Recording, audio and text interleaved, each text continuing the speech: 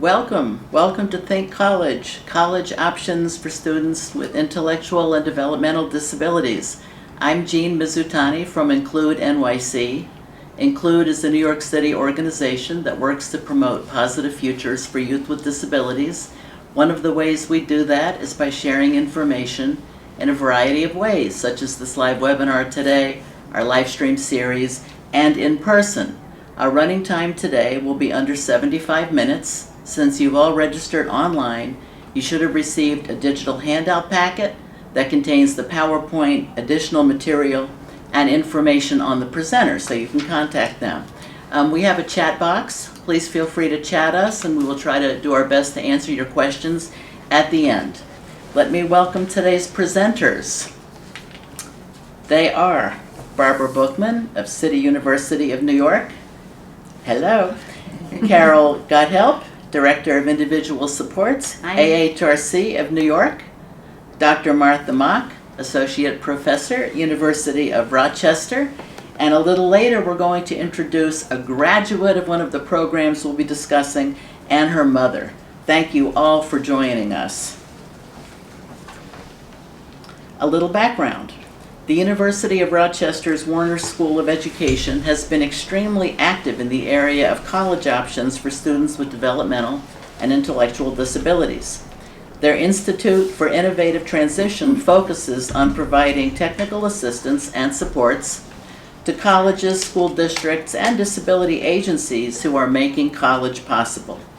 In collaboration with CUNY, AHRC, and the New York City Department of Education's District 75, they applied for and received a $2.5 million grant to work together to expand options for students with intellectual disabilities in New York City.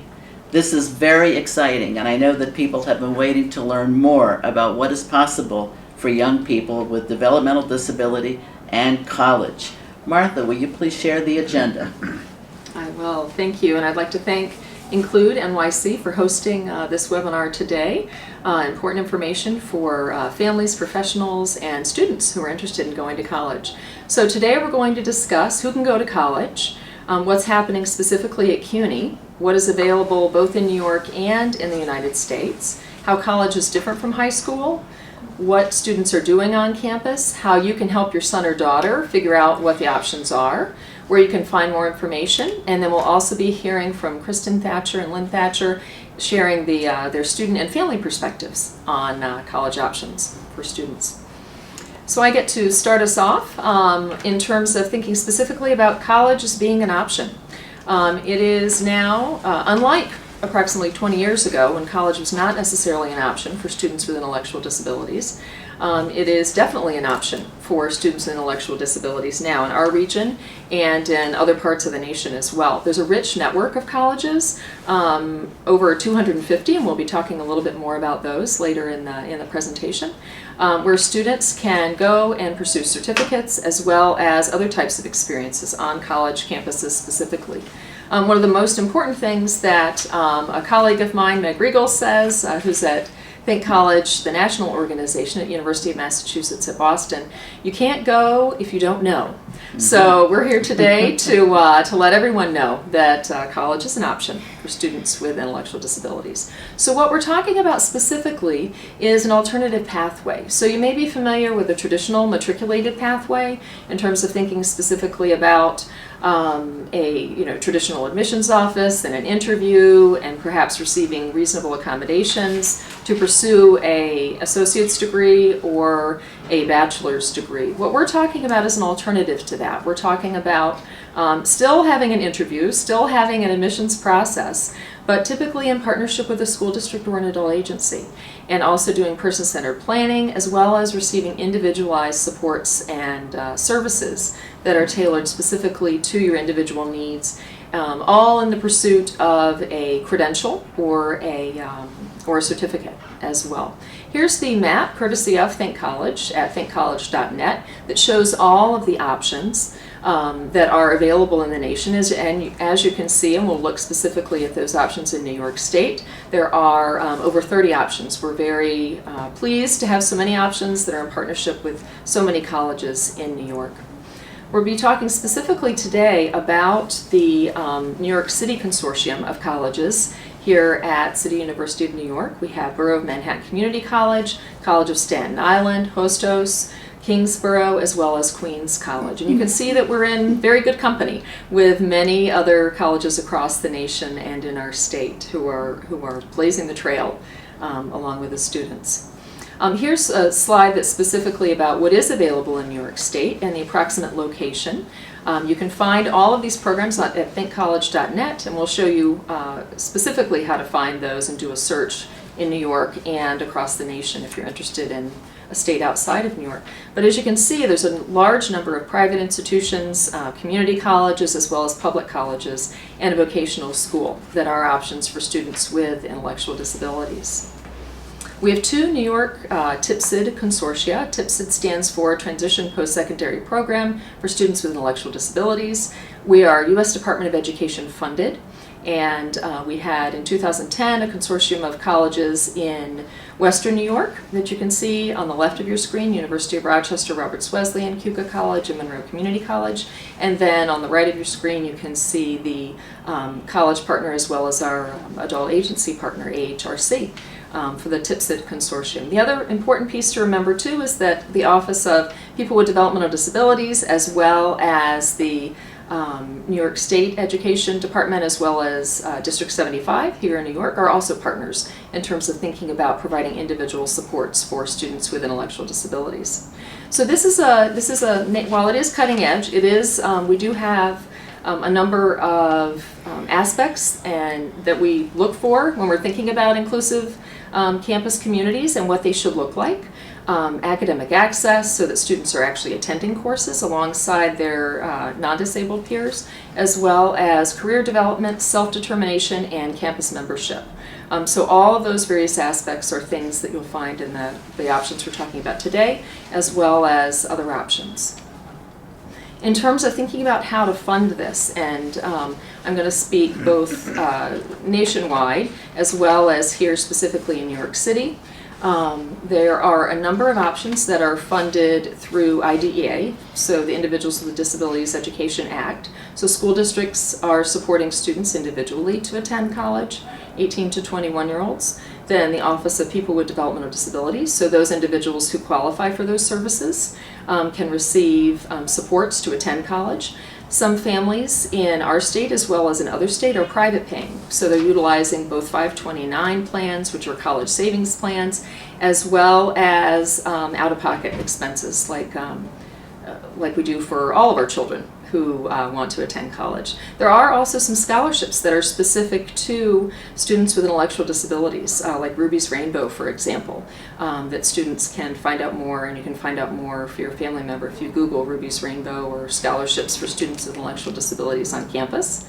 And then also colleges who have pursued the Comprehensive Transition Program certification by the U.S. Department of Education. Students are able to use certain kinds of federal financial aid who are over the age of 21. So that's an important avenue, which we're pleased is now offered. And then there's also tuition waivers on a campus-by-campus basis as well. So in terms of looking how to locate a college specifically, we partnered with Think College at the University of Massachusetts, Boston. And if you go to thinkcollege.net, and the first red block that you can see there on your screen is where you would actually begin to look for your search for colleges. And there's also a lot of information specifically about going to college, funding college, the various options, whether it's living in dorms or living in the community, in terms of thinking about both New York as well as thinking about outside of New York State. So I am now going to turn it over to Barbara Bookman from CUNY to continue the presentation. Okay, thank you, Martha. And again, I want to say how happy I am to be here because we at CUNY are very excited about this program. So we're happy to share this information with you. First, just a little bit of background about the City University of New York, because when we say City University of New York, people often think of a college, but we need to say that we are 24 colleges. So we are spread throughout the city of New York, and we've had a long-standing history of dealing with students that are perhaps not traditional.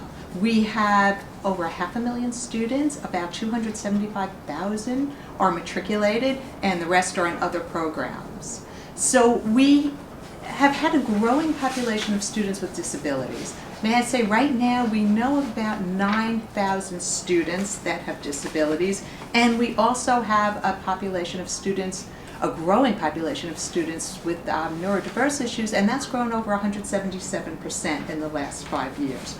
So each time that we find that we serve a population, develop a new program, there's always something newer and different, and we like to keep going forward.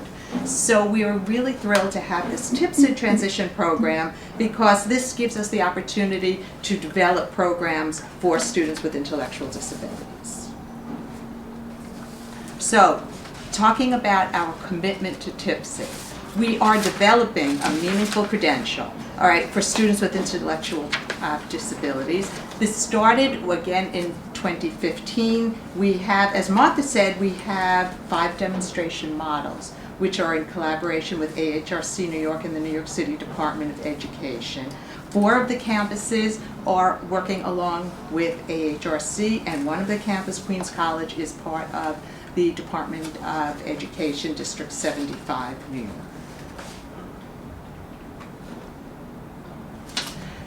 There are many differences between high school and college, and a lot of it applies to students that are matriculated. But what we want to do is really just share some of this information, because it's important to know in terms of how useful and wonderful the TIPSID credential will be. First of all, it's clear that in high school, IDEA guarantees success. It works with students to try to ensure success. In college, it's the Americans with Disabilities, and the goal is really to provide access. Students have a right to an education in K through 12. College is a privilege. So again, it has always been on a qualifying basis, and the TIPSID program just opens up so many more opportunities.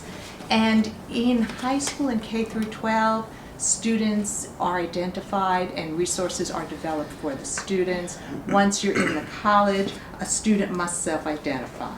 And again, in the high school, when I say high school, I'm talking K through 12, paraprofessionals are provided, and colleges do not provide that kind of personal care. And students in college are responsible for their own behavior, which is different than in the high school. There's always some kind of way to modify behavior. In college, we accept a certain conduct. So let's talk about the meaningful credential. All right? So it's really what it is. It's a statement of verification that somebody has, developed a certain competency, that they have achieved something, and that they are really ready to move on to the next step. So what goes into this credential at the university are, first of all, there's person-centered planning. We work with the individual. The idea is that it's about where the student wants to go within their own interests, their own abilities, and it sort of fits into the framework of the university. We're very interested in the student's health and the student's wellness, in really providing just a well-rounded background in terms of including physical education, sex education, nutritional counseling. We're really looking holistically at the student. One of the really important aspects of college are co-curricular activities. We want students to have a full, engaging experience at the university. If a student is interested in a particular sport and has a particular hobby, wants to participate in social events, this is included. This is what we want to see students doing. And students will be taking courses. The idea is that students are in courses, they have access to the courses for students with and without disabilities. So we look at the student's learning style, and then there are ways we talk about how to assess the student learning according to their own abilities. Students, when they go to college, often we ask, okay, what are you here for? What do you want? And the answer is often, I want a job when I finish. I want to go to work. So vocational readiness is a very important factor in this program. We provide internships, they have soft skills training, in other words, everything about the job but the job itself, and service learning, which is very important in the university now. It's very broadly based and being expanded all over. Service learning is included in this meaningful credential. So now, developing the credential, this has been quite the experience because, as I mentioned at the beginning, we are 24 colleges, so we have a huge infrastructure. So we are about 18 months in right now to this 5-year grant, and what we've done is we've developed all of our stakeholders, the anchors, the people that are supportive of the program, the people that Melissa Riggio and AHRC has been working with as much as the District 75, and we at the university. There are faculty committees. There are many faculty who have welcomed students into their classes, and what they're doing now are partnering together to bring in additional faculty and create an awareness and opportunities for other faculty to open up their classes, because we want students to be able to take classes according to their interests, not just what's available, but to have classes that are really meaningful for them. We also work, and this is our own internal issues that we are working with, but really very important. There's an infrastructure at the college in terms of registration procedures and how to open up courses. So we've gotten together with our administrators, and we're resolving all of these issues as we create this credential and this program at the university. We're also looking at fees and just all the different programs in terms of how to work with the fees. And where our goal, we expect to have all of this finished by 2020, and the way we're going, we feel we are pretty much on target. Or we hope. Okay, an important question for anybody heading off to college. Is college for me? You know, we say college isn't for everybody, but then again, college opportunities are really there perhaps for more people than realize that these opportunities are there for. So we want people to really know about it. But there are different areas that you really need to consider. Academics, community, careers. So when we think about academics, the question is, are you someone who likes to learn? Do you like to be in a classroom? Do you like to do projects with other people? You know, for some people, this is really what they want to continue learning and growing, and for this we think this program can be wonderful. In terms of campus community, do you like to participate in activities? Do you want to be part of sports? Do you want to be part of clubs? Is this where you see yourself growing over the next several years and participating? And then again, careers.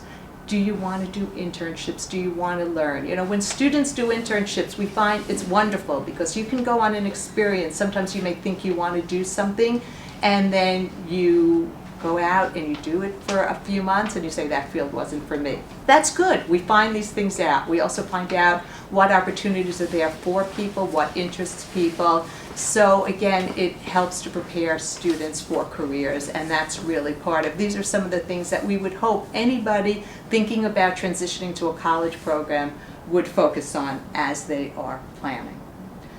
So at this moment, I would like to turn this over to my colleague Carole Gothelf, who is going to walk you through the experience and how it feels day by day. Morning. Or is it now afternoon?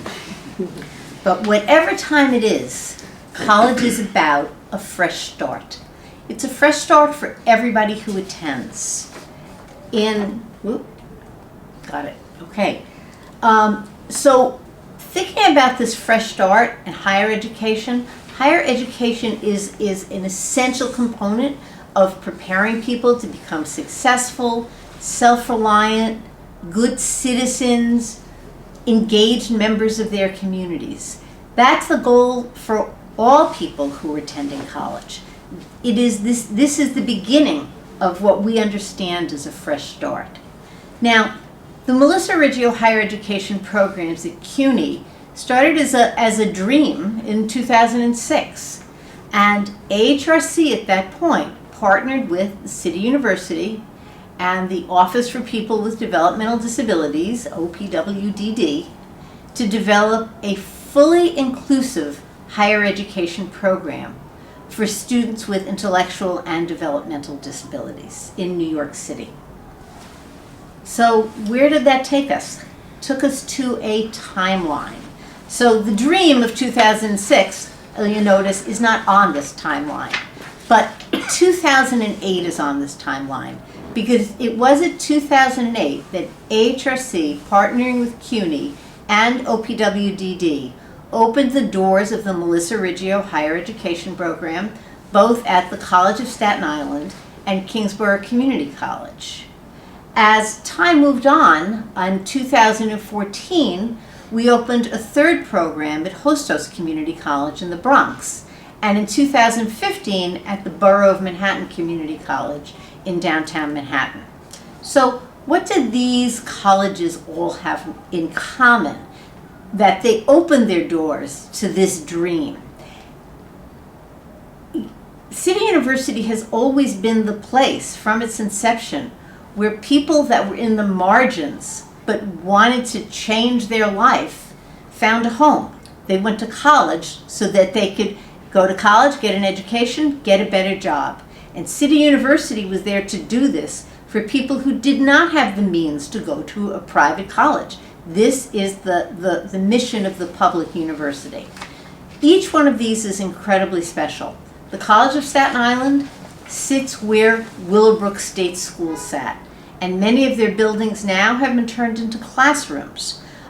There's a Willowbrook Mile, because you can't just change a building into a classroom and pretend something never existed. You can walk the Willowbrook Mile and understand where on this campus people lived and different things that happened to people while they were living there. Burton Black taught us that the best revenge for the past is living well together in the present. And that's what we do at the College of Staten Island. That's what it proves. Kingsborough Community College is filled with learning communities for students with special needs and special situations, single parents, young people who have been adjudicated, can all find a learning community with which to learn in that they feel that we can address their special needs.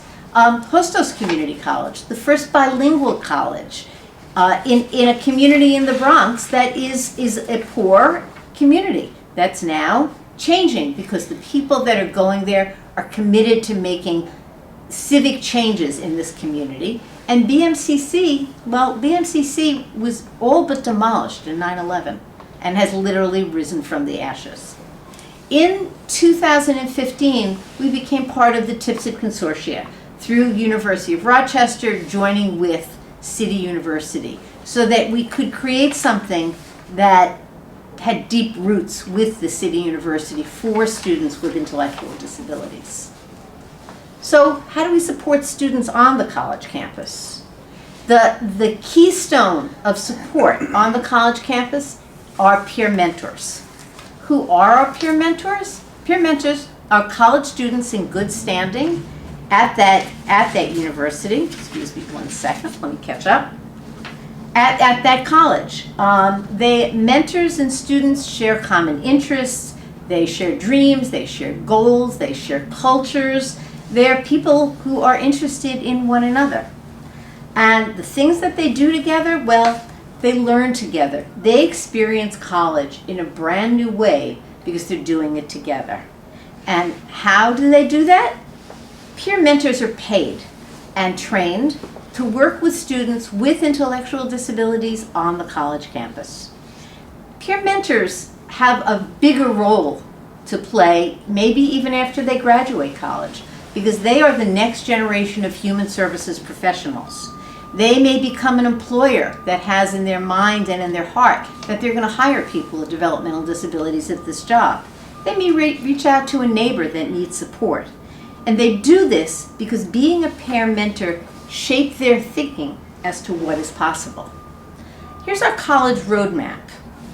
Academics, student life, civic engagement, self-advocacy, and internships. Let's start with academics, because that's where we start. When we think of college, we think about liberal learning. Well, students take courses and they explore the same things in the same ways that any student at the college does. They take courses that are required by all college students. They take courses in subjects they have special interests in. They begin to forge an identity through their learning. And they take courses that are related to employment that they want to pursue.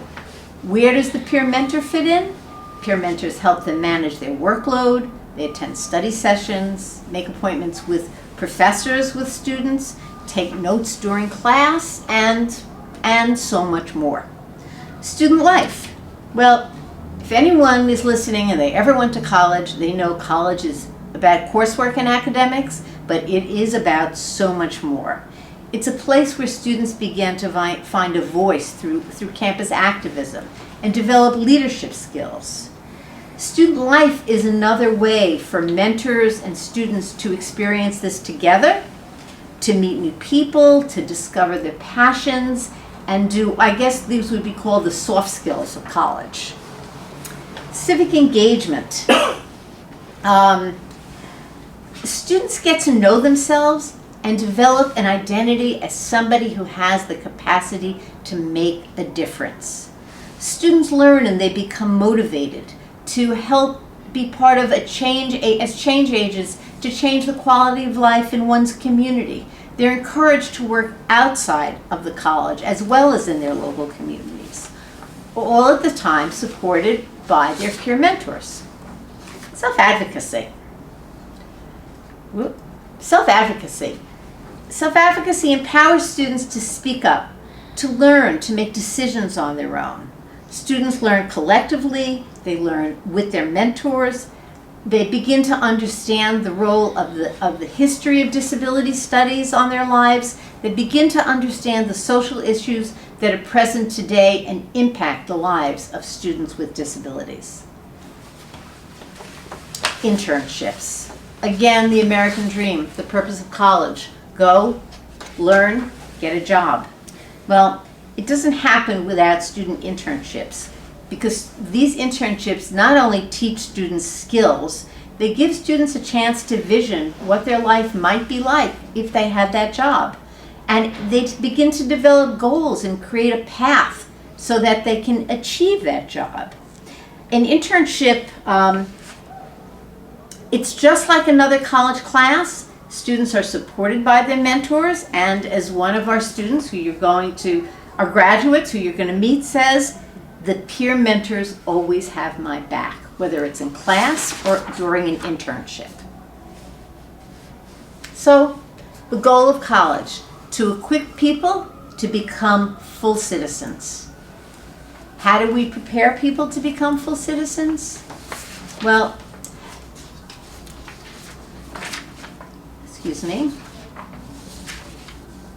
we help them develop a sense of themselves on the college campus, in the workplace, and at the community. And they emerge as full citizens. Students develop skills. They learn to self-reflect. They make informed decisions and accept challenges. They build new social networks. All of this during the college that serves them when they graduate. Once again, graduation, a fresh start. We believe in these students, and we help them believe in themselves. And I would like to now introduce Lynn Thatcher.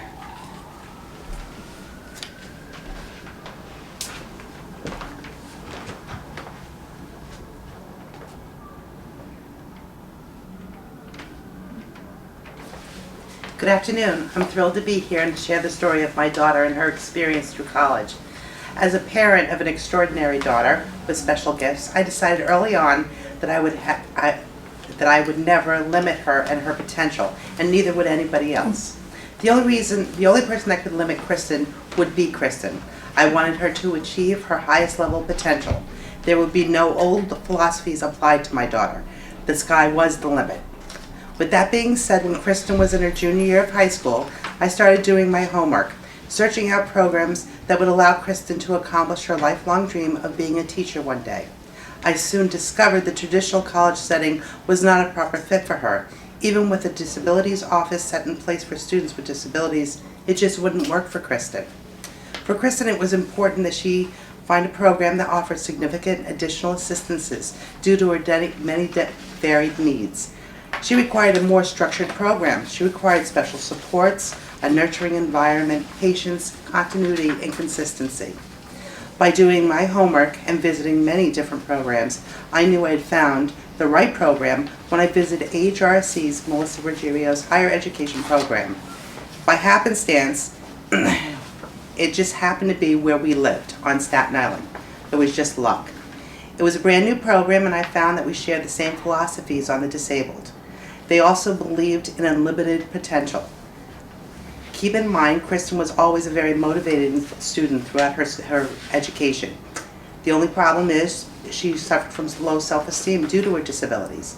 She suffered from anxiety, distracted easily, disruptive tendencies, missed social cues, organization skills, concentration, sometimes meltdowns, and lack of friends. But I was assured that Kristen would be a perfect fit for this program, that they could meet all of her needs and many more. The program turned out to be every parent's dream, with other extraordinary students as well. She was surrounded by so many supports and amazing mentors. They made sure they understood Kristen's strengths and her weaknesses. They encouraged and guided and of course supported every aspect of her educational experience.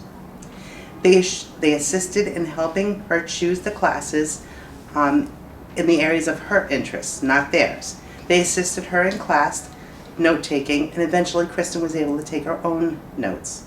Explained class materials she may or may not have understood, assisted her with staying on task with her assignments and her papers, and all of her assignments and papers were completed and handed in on time.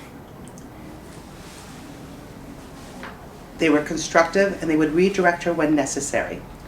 Taught her how to navigate her surroundings as to avoid being overwhelmed, guided her with appropriate social interactions, and supported her when she faced situations that were unfamiliar to her, calmed any misunderstandings when they occurred. The mentors were instrumental in Kristen's growth and success. From a mother's perspective, I found the college program to be a very collaborative experience. We all worked very closely together in all areas of Kristen's college experience.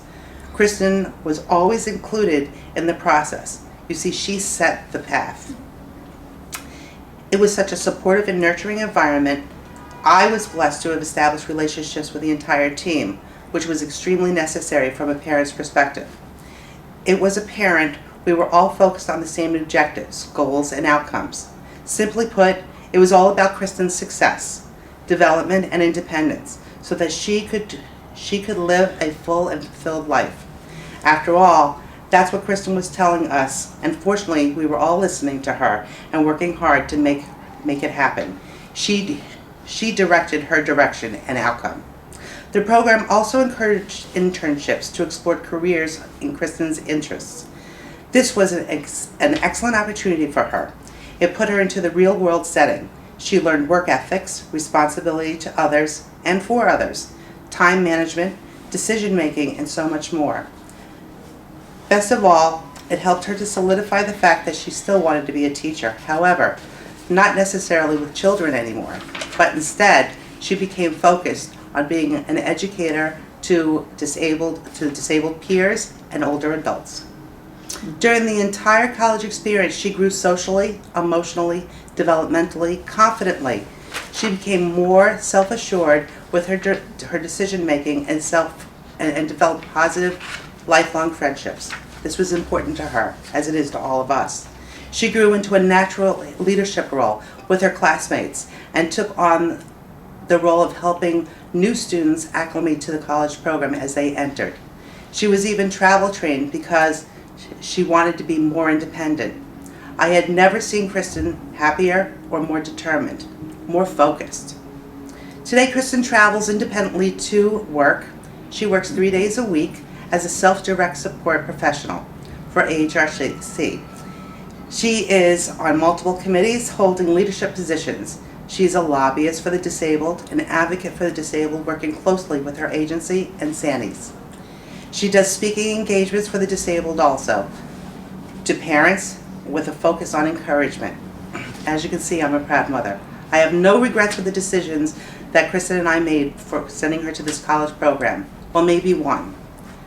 I really fought against her being travel trained. I was afraid for my child. It was all fear-based because we live in New York City, until one day I realized I was breaking my own cardinal rule, no limits. I wasn't trusting the process that the college had put together. They knew she was ready. Kristen was ready. Remember, she had told me she wanted to be more independent and travel trained. I like to say often when Kristen started the program, she was a fragile cocoon and because of this program, she evolved into a magnificent butterfly. Parents, if you're listening, I strongly encourage you to do exactly what I did. Do your homework. Research every program that's out there. Don't limit your child. A child who is limited never reaches their full potential. And to me, that's simply sad. Visit www.thinkcollege.net. I promise you, you'll know the right program, and more importantly, so will your child when you find it. Thank you, and good luck to all of you. Hi, my name is Kristen Thatcher. I am 28 years old. I am a graduate from the Melissa Riggio program at the College of Staten Island. Graduating class of 2013. This program is supported by AHRC. Going to college was very important to me because I always knew I wanted to be a teacher. I just wasn't sure what kind of teacher I wanted to be. My mother told me she found a college program offered through AHRC.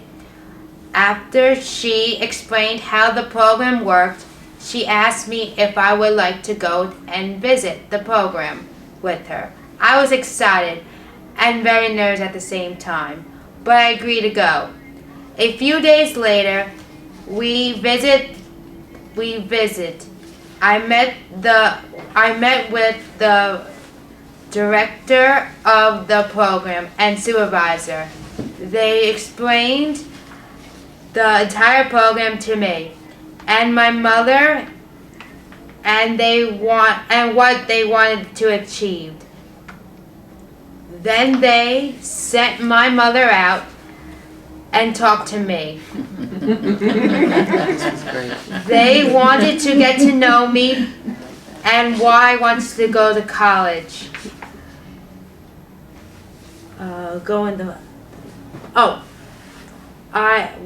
They wanted to get to know me and why I wanted to go to college. This was to make sure my mother wasn't prompting me or forcing me to go. It was a very different experience for me. It was one of the first time in my life a professional, was asking me what I wanted without my parents being there. I liked that.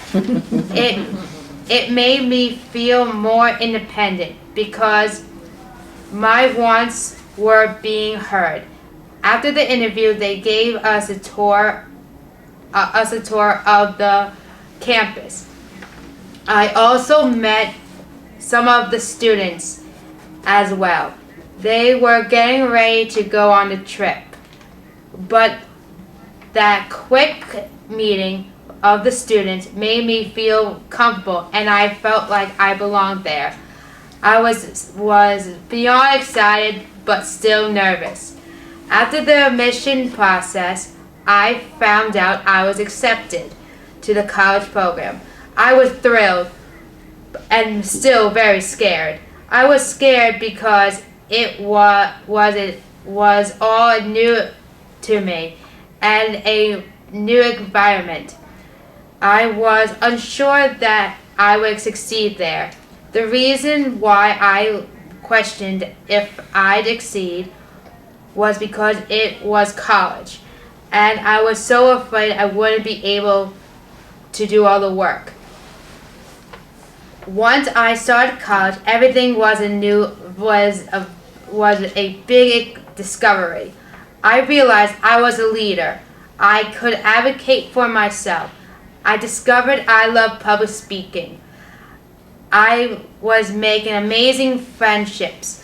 I was enjoying my classes like photography and that I was good at it, geology, It gave me a fuller understanding about the earth itself, history of theater, and the education of theater, note-taking, homework, term papers, midterms, and internships, money management, escape, which is a safety course. All of these classes and more helped me to develop my confidence and made me more mature and made me feel like a full citizen. My success was because of the supports within the program, mainly because of the peer mentors. Without them, I wouldn't be able to keep up with my classwork, classes, and assignments. They assist me in social cues, relationship, time management, staying on task. They offered positive feedback, never negative. They were always encouraging. When I said I couldn't do something, they always said I can, because they knew I could and they weren't going to limit me.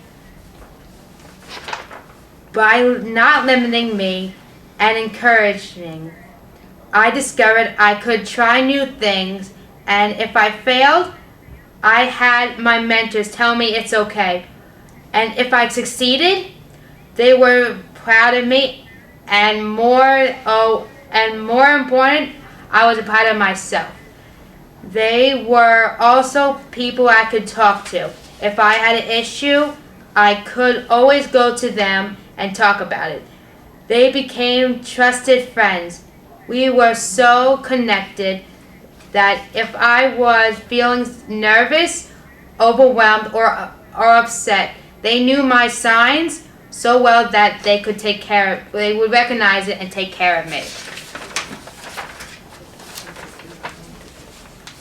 Going through the program and graduating, I left feeling like I could take on the world and succeed in everything I tried, because I still had the supports around me. But I was more mature, more confident person. Since graduating 4 years ago, I work 3 days a week as a direct support professional. I mainly work with adults with disabilities. My specialty is self-advocacy. I am also a lobbyist. I travel to Albany about twice a year on average. I train new and current staff at AHRC in natural supports, positive approaches, and training MSCs to make ISP meetings more personal directed. I also hold positions with the Self-Advocacy Education Committee, Camp and Recreation Committee, and Self-Advocacy Leadership Committee. I am often on panels such as youth issues, support decision making, and speaking to lawmakers. I was even on a panel with Pace University for the Disability Film Festival, emceed for Sandy's, which is Self-Advocacy Association of New York State. I give many speeches, everything from keynote speaker to encouragement speeches to parents with disability children and adults, as well as disability adults. My personal advice to all the parents is simple.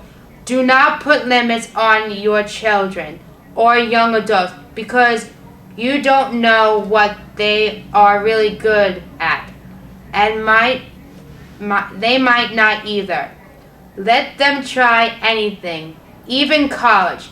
They might surprise you and themselves. Thank you for listening to me today. I hope I inspired you. I think it's clear that we are inspired. Do we have time to take a few questions? Yes, so we have one question from Julie Roberts. What about kids with developmental disabilities? I'll answer that. The students who are in the Melissa Riggio Higher Education Program all have been determined by the office, by OPWDD, the Office of Persons with Developmental Disabilities, or for disabilities, to have a developmental disability. So, Great. Who are the trainers of the peer mentors? How are they trained? And is there a particular curriculum or focus of the training? good question. The training of the peer mentors, they're trained for the entire time that they are with us. And the initial training are required by OPWDD. People learn about privacy, they learn about safety, but they also learn about what it is to support a person in an inclusive college campus. They also learn about themselves. And when we talk about doing futures planning with students, we also do futures planning with mentors, so they understand themselves in relationship to everything that we're doing. So the training is ongoing. The more time you spend with us, the more training you get. Great. Are there programs for children who are alternate assessed in college? Well, it's really the most. Well, I think we're really talking about that program when we're talking about the TIPSA program that we are developing right now in terms of the Melissa Riggio program and the CUNY Credential. If my son decides he wants to go to college at 19, does he have to wait until he graduates from his District 75 program at 21? Good question. We typically ask students to apply at age 21 because we learned over time that those extra years spent in high school could be put to good use, and students did mature. That being said, if a student applies when they're 19, we will sit down with the student and the parent and figure out, is college the best thing for them? Is it appropriate for them now? I'd like to jump in on that as well, because when we talked about the consortium, there are students that participate while they're still in high school at District 75. For example, Queens College students are currently still in high school and in District 75.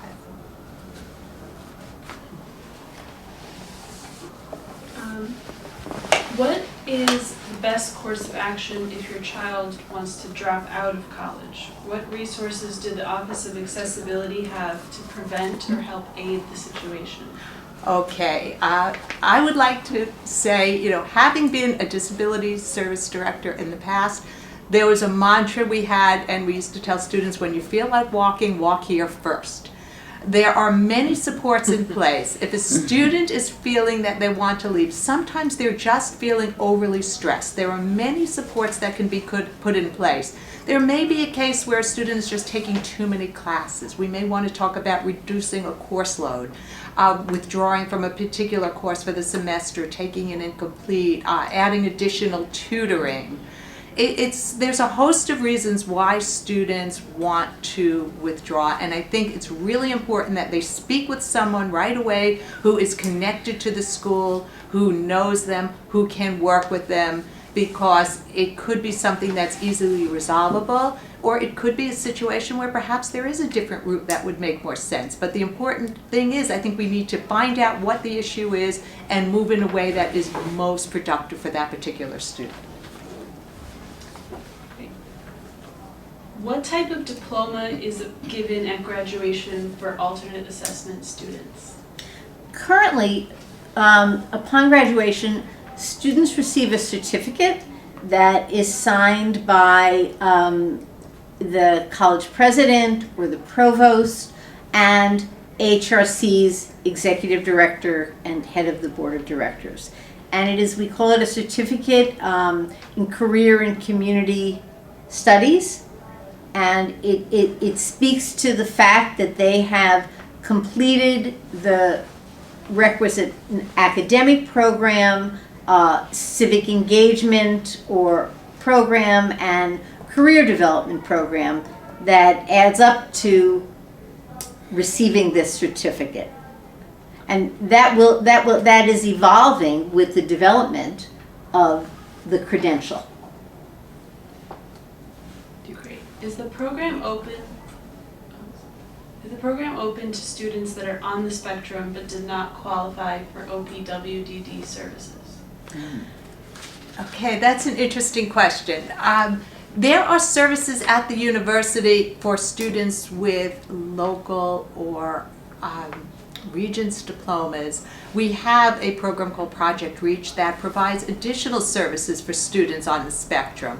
So again, I would say every student, when we talk about any kind of a disability, every student is really unique. We talk to students case by case in terms of accommodations and support. There's support there at all levels for all disabilities. But some of the key questions that you need to consider initially is, what type of diploma is this person exiting high school with? Is it a local diploma? Is it an IEP certificate? Is it a CDOC? What exactly are they leaving with? And then the answer can really be formulated at that point.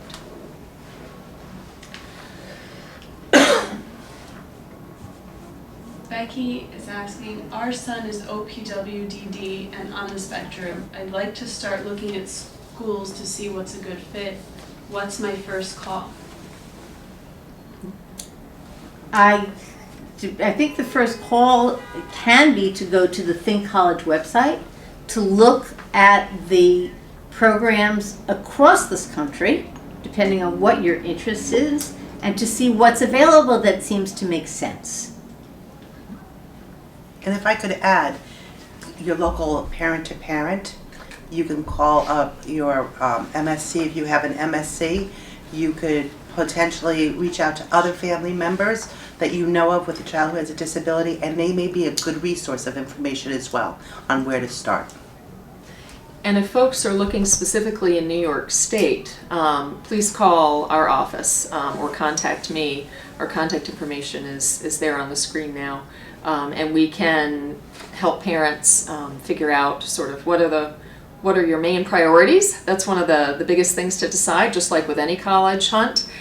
Thinking specifically about, is your priority living on campus and, pursuing a certificate program? Is your priority living on campus and pursuing a degree program? So there's lots of different options, but I think that both the Think College site as well as the resources that Lynn mentioned, and we're also here to talk with families about that specifically.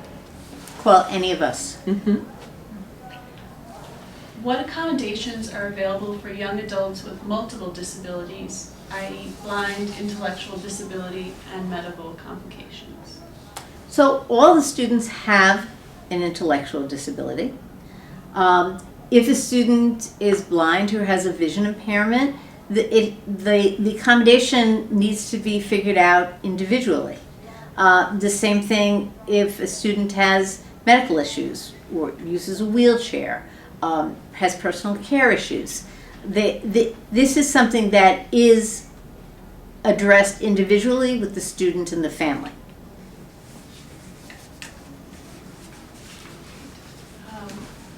For a young man who has his associate's degree in liberal arts and may want to go for a bachelor's degree, and his main concern is the cost, is there funding for the bachelor's degree? Okay, I think we're talking about, again, this is obviously a matriculated student who is going on for a higher degree. As far as funding goes, again, it depends on what university, what college you're going to. If you're going to City University of New York, we all see that next year. Going forward, there may be an Excelsior Scholarship that is going to be available for students that just miss the tap and Pell, but there is financial aid, federal and state financial aid. If you're in New York State, you apply for TAP. For students with disabilities, also, if there is funding through Access VR can be supportive. So it may depend on what college you're going to, but the answer is there support for somebody going for a bachelor's degree? Yes, there is. So on a similar note, does this program work in conjunction with students pursuing a bachelor's degree? BS or BA? Well, there are students in the Melissa Riggio program who, when they have finished, they all have an intellectual disability. Some have had local diplomas as opposed to IEP diplomas, who have gone on and enrolled in an associate's program. There are also students who, upon finishing the Melissa Riggio program, studied and received their GED or the task, depending when they took the program. Does AHRC have any college programs in Nassau County? You know, AHRC New York City works in New York City, but there are a number of programs in Nassau County for students, and I think you should look at Think College.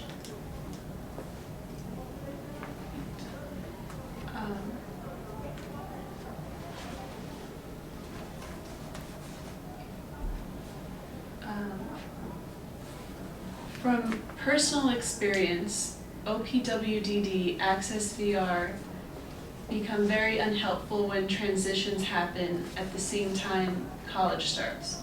We've been told to come back after our son turns 18 and after he applies for SSI. This, after he has already been accepted to a college. What can be done to project ahead past the transition age as well as heading to college?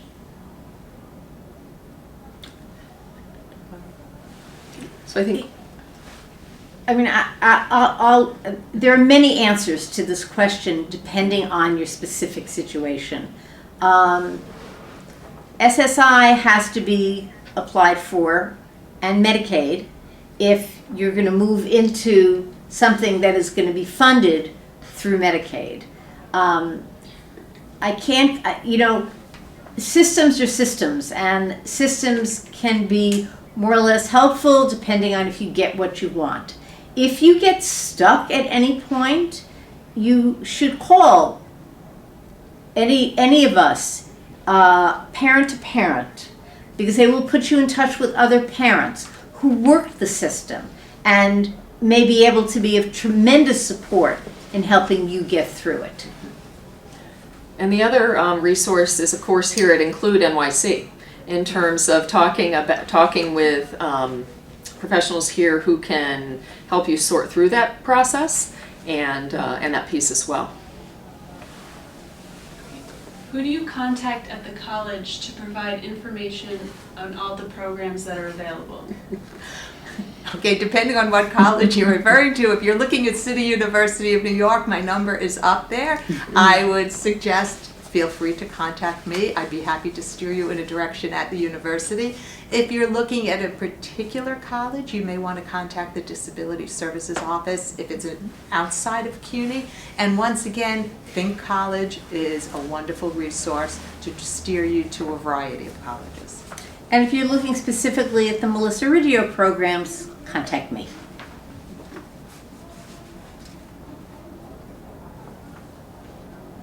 What is the typical age of your first year students?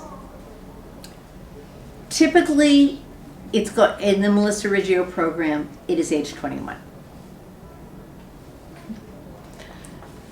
At this college? At Queens College, because they are a part of District 75 in the Department of Education, they are generally in the 18-year range, 18 to 21, basically. Are there CUNYs outside of NYC that are using these programs? Unfortunately, CUNY is City University of New York, and we are only located in the 5 boroughs. But again, if we can steer you again to Think College, you can see a variety of other colleges across the state and across the country that do have programs. There's a number of state university, SUNY programs outside of New York City that are on the Think College website that were referred to on that on the map, as well as a number of private universities and colleges in New York State who offer supports. Can Nassau County residents attend the Staten Island College? Are there dorms there? There are dorms there. However, none of the Melissa Riggio students live in the dorms. The dorms were just built and they're very limited in number. And specifically at this point in time, it always has been, in the Melissa Riggio program, because they're so small, for the Staten Island program, we accept people who live on Staten Island. For Kingsborough, we accept people who live in Brooklyn. For the Bronx, for Hostos, it is about people who live in the Bronx, and Manhattan is about students who come from Manhattan. But I would just also like to add, for students who are applying to the college as either non-degree or degree, they do not have to live in Staten Island or New York City to attend Staten Island Staten Island College. Are the notes from this excellent presentation available online? The notes, the PowerPoint and additional handout information should have gone to you automatically by email. Can transportation be provided to college? The students who come to the college, they don't all start out travel trained, but they become travel trained. The other kind of transportation that we travel train students to use is Accessoride. Mm-hmm. Do any of your students in these programs also receive supports through the on-campus accessibility office? And are any students taking classes for credit? There are students who have finished our program, 2 students, finished our program and are now in matriculated AA programs, associates programs, and they are now receiving support through their accessibility offices. There are students, a couple of students who, after spending a year in the program, felt ready to take the step and were eligible. They are OPWDD eligible, but they also have local diplomas and are eligible to take matriculated classes. And they receive, given the nature of the supports that they need, they receive some supports through the accessibility offices, but we also are supporting these students. It's a very individualized program. Can students who are already in their freshman year transfer into this program if they have a disability? If they are OPWDD eligible and they don't feel that they are getting the kind of supports they need to help them be successful, come in and we have to have a conversation.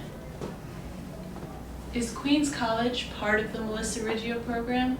Or what are their supports for kids on the spectrum or otherwise developmentally disabled?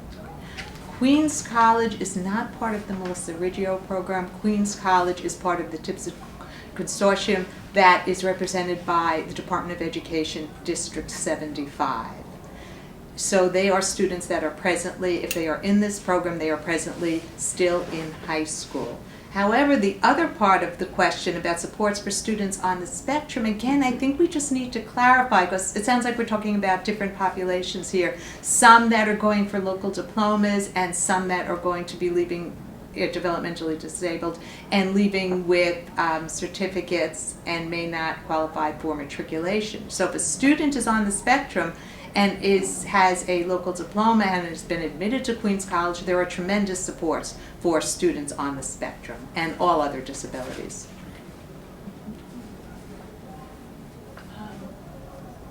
And just an organizational question, how can somebody who never obtained the PowerPoint presentation get that? Can you make a note? We'll make a note of your information and make sure that you receive it by email.